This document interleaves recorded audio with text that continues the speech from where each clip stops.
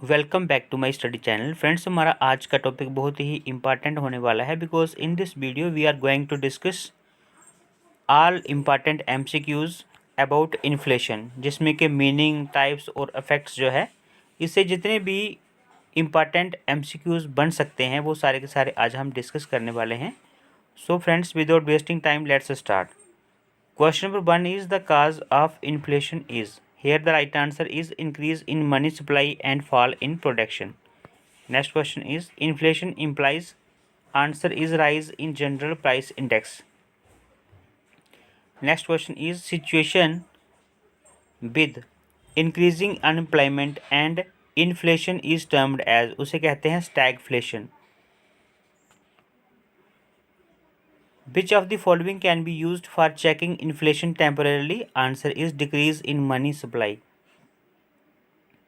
ठीक है जी, decrease in money supply can be used for checking inflation temporarily. Next question is an essential attribute of inflation is. Answer is increase in prices.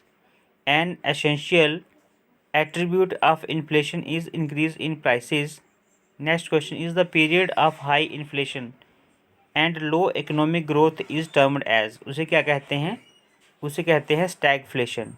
The period of high inflation and low economic growth is termed as stagflation. Next question is implies a case of recession plus inflation. Implies a case of recession plus inflation.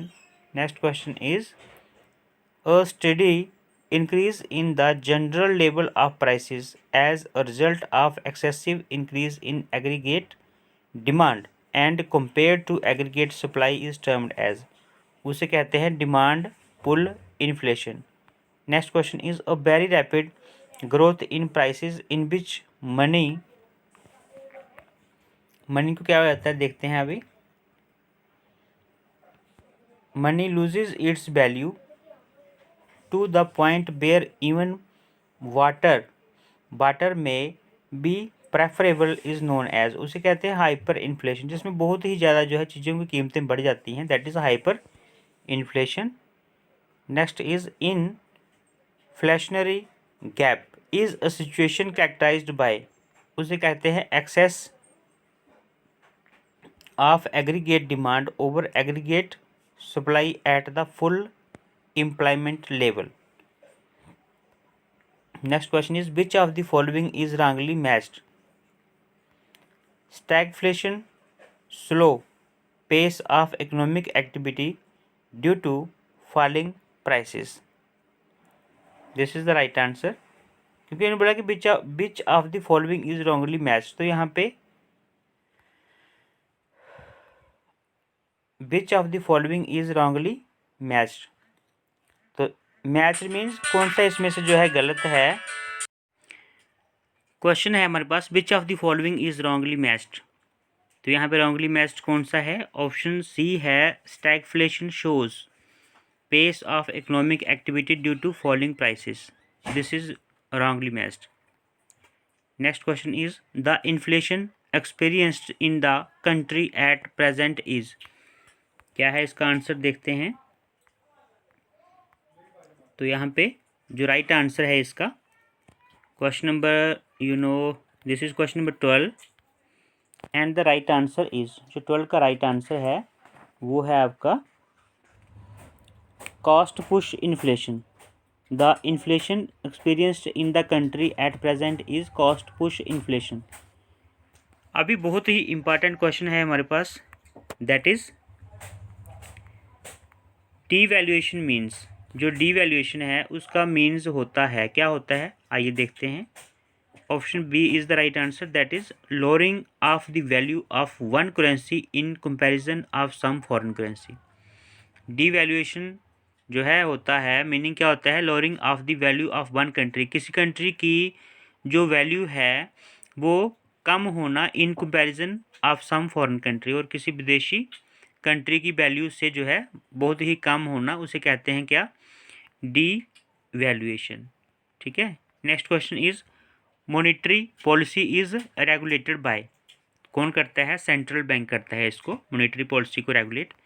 Next question is 1 rupee currency notes wear the signature of, किसके होते हैं? President of India के। 1 रुपी currency notes wear the signature of president of India, finance minister of India. तो यहाँ पे right answer है finance secretary of India. Sorry, यहाँ पे जो लिखा है कि 1 रुपी currency nodes bear the signature of, तो इस पे जो राइट आंसर होगा फाइनेंस सेक्रेटरी ऑफ इंडिया। यहाँ पे गलती से मैंने प्रेसिडेंट ऑफ इंडिया बोल दिया।